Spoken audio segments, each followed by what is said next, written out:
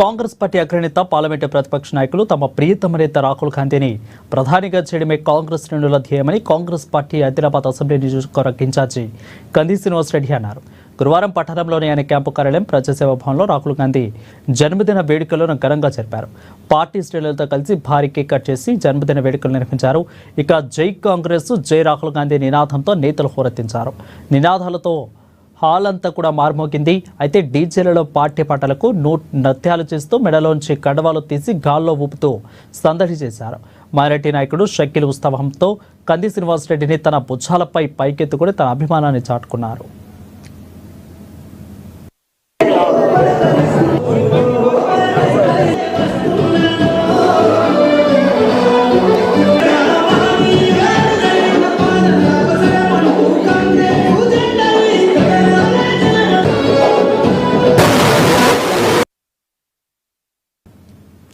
బడుగు బలహీన వర్గాల కోసం రిజర్వేషన్ల బిల్లుకు అసెంబ్లీలో పాస్ చేయించి కేంద్ర ఆమోదానికి పంపించేలా రాహుల్ గాంధీ కృషి చేస్తారని తెలిపారు.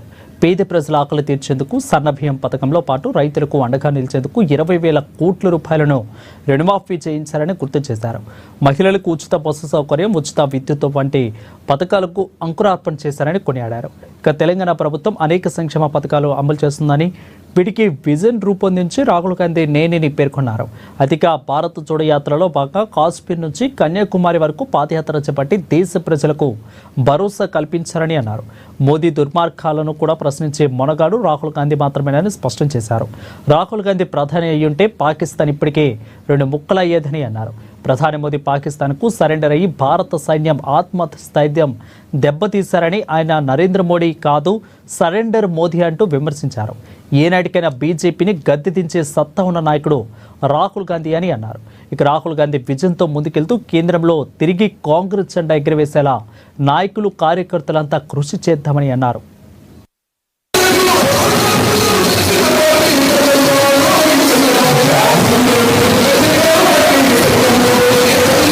ఈరోజు రాహుల్ గాంధీ గారు భావి భారత ప్రధాని, కష్టకాలంలో బడుగు బలహీన వర్గాలకు బీసీ సోదరులకి 42% రిజర్వేషన్ల బిల్లును అసెంబ్లీలో పాస్ చేయించి కేంద్ర ప్రభుత్వ ఆమోదానికి పంపినటువంటి మహోన్నతమైనటువంటి విజన్ కలిగినటువంటి నాయకుడు, కాంగ్రెస్ పార్టీ అగ్రనేత, లోక్సభలో ప్రతిపక్ష నేత, మన ప్రియతమ నాయకుడు రాహుల్ గాంధీ గారు. ఎస్సీ వర్గీకరణ చేసిన గుండె ధైర్యం ఉన్నటువంటి నాయకుడు రాహుల్ గాంధీ గారు. ప్రజలకు సన్న బియ్యం ఇయ్యమని, రైతులకు 21,000 కోట్ల రుణాలు మాఫీ చేయమని చెప్పినటువంటి మహోన్నత వ్యక్తి రాహుల్ గాంధీ గారు. మహిళలందరికీ ఉచితంగా బస్సు ప్రయాణం కల్పించమని, 200 యూనిట్ల వరకు బడుగు బలహీన వర్గాలకు, పేద ప్రజలకి ఉచిత విద్యుత్తుని ఇవ్వమన్నటువంటి మహానాయకుడు రాహుల్ గాంధీ గారు.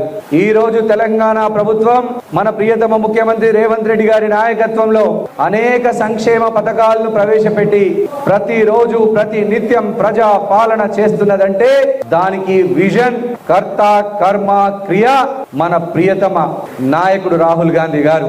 ఈ దేశానికి రాహుల్ గాంధీ గారు ప్రధానమంత్రి అయ్యుంటే ఈ రోజు పాకిస్తాన్ 2 ముక్కలయ్యేది.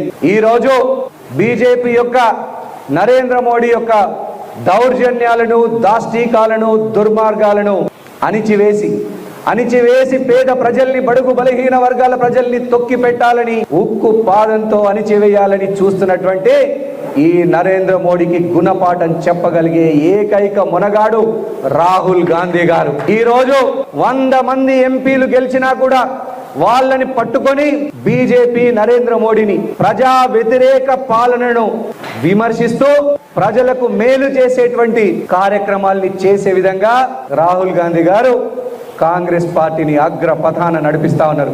మేమందరం ఈ రోజు కాంగ్రెస్ పార్టీ కార్యకర్తలం రాహుల్ గాంధీ గారు చేసినటువంటి 4,000 కిలోమీటర్ల పాదయాత్ర, ఎండనక, వాననక, చలనక, రాత్రనక, పగలనక, కన్యాకుమారి నుంచి కాశ్మీర్ వరకు 4,000 కిలోమీటర్ల పాదయాత్ర, భారత్ జోడో యాత్ర చేసినటువంటి రాహుల్ గాంధీ గారిని చూసి దేశమంతా, కాంగ్రెస్ పార్టీ అంతా గర్విస్తా ఉన్నది.